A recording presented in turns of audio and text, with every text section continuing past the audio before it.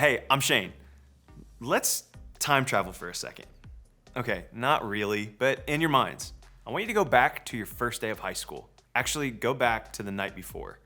Do you remember how that felt? I'm guessing it was probably 10% excited and 90% terrified. I know that's how I felt when I was going into high school. And looking back now, you know that you survived. So it wasn't that bad, but in the moment, it was a scary idea to start high school. I've never met a first day freshman that wasn't slightly nauseated, especially when you have to find your lunch table in the lunch room. I remember my first day of high school. I was pretty nervous. I couldn't stop thinking, this changes everything. I'd gotten pretty good at life as an 8th grader, but life as a high schooler, I'd never done that before. It was a turning point. In the past few weeks, we've been talking about things that grow our faith. Things that make our faith go from something counterfeit or just a fake copy to something real and personal to us. We've been talking about how our faith can shift from being an imitation of someone else's to being something that we own ourselves. And maybe more than anything else, turning points in life do just that. Chances are you've had a few turning points in life already. These are the moments that turn our lives around and set us in a direction that we weren't going in before. Sometimes they can be positive things or even neutral things. It's you getting a part-time job after school, or making the varsity team, or your mom getting remarried. Your dad loses his job and then you lose your house. Or it's that moment where the person you'd been dating for 2 years breaks up with you. These are just examples, but think about a turning point that you've experienced in your life. Today, I want to spend some time talking about those sort of turning points. Turning points are often difficult times that challenge us and make life hard, but what do they do to our faith? It's really wild. Tough times like these, they have the power to build our faith or completely destroy it. I've seen it go both ways. I've walked with teenagers through just about everything, and I can think of a bunch of times when I've seen students walk out on the other side of the storm with a rock-solid, unshakable faith. It's hard to imagine that happening when they're in the middle of it, but it actually does happen. Their faith, it grows stronger than before. It's amazing to watch. In these circumstances, they can be described in no other way except turning points. They're defining moments, times when it seemed like God was far away, but ended up being much closer than you thought. When you get to the other side of these turning points, you're able to look back and say, wow, God is no longer someone I learn about in church. God is real and God is close to me. When people encounter these sorts of circumstances, suddenly things get really, really personal. Let me show you what I mean. You've probably heard the term, life is a journey. It's really kind of true. I mean, we all start at one point, it's called birth, and we go through all sorts of different things. Some things feel pretty neutral. Other things, they're twists and turns. We make new friends, and that's really great. Or maybe we go through life and, I don't know, our parents wind up getting a divorce. Or maybe we start a new instrument, and that instrument gets us into a brand new band. Or we get injured in a sport that we love to play. I mean, there are all sorts of things in life that are turning points. Life is filled with turning points just like this. And turning points, they change our faith. One of the best illustrations of turning points that change someone's faith comes from the life of Jesus. It's described by one of his friends, John, who wrote it all down. John writes this: "Now a man named Lazarus was sick. He was from Bethany, the village of Mary and her sister Martha. These three, Lazarus, Mary, and Martha, they weren't just random people that Jesus stumbled upon. They were close friends with Jesus. So after Lazarus got sick, Mary and Martha reached out." John records it this way. He says, "The sisters sent word to Jesus. They sent a messenger to find Jesus, who was 2, 3, or even 4 days away by travel on foot, which is the way they traveled back in the day. Their message said this: 'Lord, the one you love is sick.' In other words, they didn't even have to say his name. They knew that Jesus would automatically know who they were talking about. Mary and Martha knew that Jesus had healed many people, even strangers. So of course, when Lazarus became sick with a life-threatening illness, they called on Jesus to show up. But things didn't go exactly as expected. Jesus didn't arrive at their house for a few days, and by the time he got there, Lazarus had already died. This was the worst kind of turning point that you can imagine. So, you can imagine how Mary and Martha are feeling when Jesus shows up at their house. Martha leaves her house and goes out to meet Jesus as he approaches. And this is what happens. "Lord," Martha said to Jesus, If you had been here, my brother would not have died. But I know that even now, God will give you whatever you ask." Imagine being in Martha's position. She's lost her brother. She's angry. She's sad. She's wondering why Jesus hadn't been there when she needed him to be. But even after saying all this, she says something that communicates her trust in who Jesus was. That's what turning points do for us. They sharpen our focus. They get our attention. They force us to ask the question, what do we really think God is like? And when things fall apart, when things don't go as planned, when things take a turn, what do I believe about God? Martha, on what may have been the worst day of her life, in the worst pain that she'd known, experienced Jesus being present with her. And then Jesus responds, and John writes it out like this. Jesus said to her, "Your brother will rise again." Martha answered, "I know he will rise again in the resurrection at the last day." And Jesus said to her, "I am the resurrection and the life. The one who believes in me will live even though they die. And whoever lives by believing in me will never die. Do you believe this?" And then Martha responds, "Yes, Lord," she replied. "I believe that you are the Messiah, the Son of God who is to come into the world." Martha believed. She trusted in Jesus, even though her brother died. Jesus didn't show up on time to save her brother, but her trust in Jesus was still very real. John tells us after this, Jesus wept. Then the Jews said, "See how he loved him?" In that moment, Jesus felt exactly what we feel when we mourn and our hopes are shattered. Jesus gets our pain.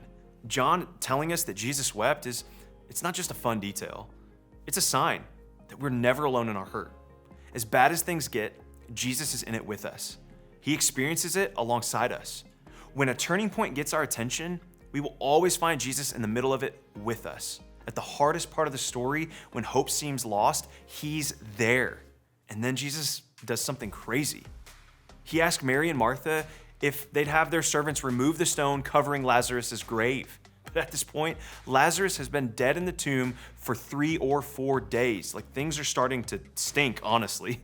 Like, it can't be pretty in there. So this was a strange request. But they did as Jesus asked and took away the stone. Then Jesus looked up and said, "Father, I thank you that you've heard me. I knew that you always hear me, but I said this for the benefit of the people standing here, that they may believe that you sent me." When he had said this, Jesus called in a loud voice, "Lazarus, come out."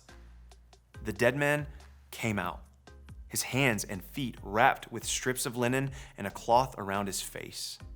Jesus said to them, "Take off the grave clothes and let him go." Jesus raised Lazarus from the dead. The story ends this way. Therefore, many of the Jews who had come to visit Mary and had seen what Jesus did believed in him. It'd be easy to read this story and think that the point is a happy ending. Lazarus came back. Like, that's a big deal. The end. And it would be tempting to think that maybe that's what Jesus will do in all of our turning points in life. Maybe that's what makes a real faith, when Jesus shows up and makes the impossible possible. But we've all had moments where we waited and we prayed and we hoped and we begged for God to do something, and he didn't. So what then? What does that mean for our faith? That's when we remember what Jesus did before he raised Lazarus from the dead. He wept. He was with Mary and with Martha in their pain, alongside them, before the miracle, before the resurrection, before anyone had an idea of a happy ending. He was there on their worst day. And he was there when the worst day became the best day and Lazarus was raised from the dead. The same is true for us. No matter what kind of turning point that we're facing, Jesus is with us. If things get better or if things get worse, Jesus, he's there. And when we realize that, that is what grows our faith. Not that we always get the thing that we want, but when we realize that no matter what happens, Jesus is with us. That makes for a real faith, not a counterfeit one. Our pain doesn't have to be the end of the story. It can be a part of the story, but not the point. It can get our attention, but it doesn't have to destroy our faith. It can even move us closer to God. In fact, that's exactly what this story also shows us. It's possible for our faith to grow, for God to seem more real than he ever has to us, for us to see God more clearly in our painful turning point. It's possible to go through the toughest pain possible and come through it trusting God even more.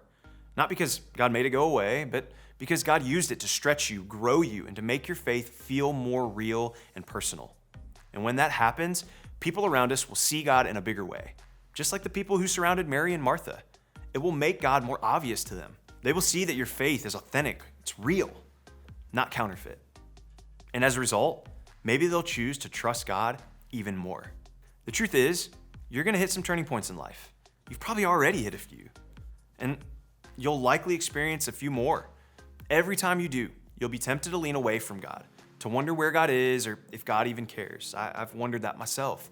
You may be tempted to think that maybe your faith is counterfeit because things didn't turn out the way you wanted. But the story of Martha and Mary and Lazarus, it tells us that no matter what we're facing, the worst day or the best day, Jesus is there.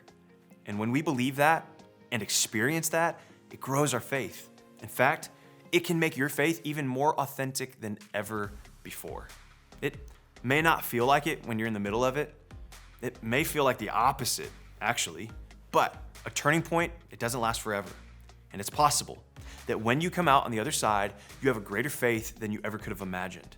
Even more, your story of getting through to the other side, it could be used to grow a real faith in someone else. Your story of how Jesus was with you, even when it was difficult, even when it felt like the opposite, could be the thing that inspires someone else. Just imagine that. So, when you're facing a turning point, ask yourself these questions. Where is God in this? Maybe it feels like he's nowhere because things are difficult and not getting any better. Try looking closer. Maybe God is in the friend who texted you out of the blue to see how you were doing. Maybe God is in that encouragement from your coach or group leader. Maybe God is in a world outside your front door that you slowed down and noticed on a walk. Look for God because God is there. Another question to ask is this: how can this tough situation help my faith grow? Remember, this turning point isn't forever. And when it's done, it's possible that you can look back and see how your faith became more real. Maybe not yet, maybe not right away, but eventually, even the hardest things can become things that cause growth. Because God can use turning points to grow our faith. The truth is, nobody signs up for tough times. I want you to know that. Even on days faith doesn't feel real, if you stay close and choose to hold on, you will find that God stays close too. God can use your tough times, as painful as they are, to make your faith more real so that the next time you face a difficult situation, you're even stronger, even more sure, and even more confident that God is real and that he can be trusted. Group is a great place to talk about these questions because sometimes we just need to hear other people's stories and they can hear ours too. And when we hear those things, we know that we can make it through tough times. We need to hear from each other and encourage each other so we can remember that God is real and trustworthy, even when it feels like the opposite is true. So remember, God can use turning points to grow our faith.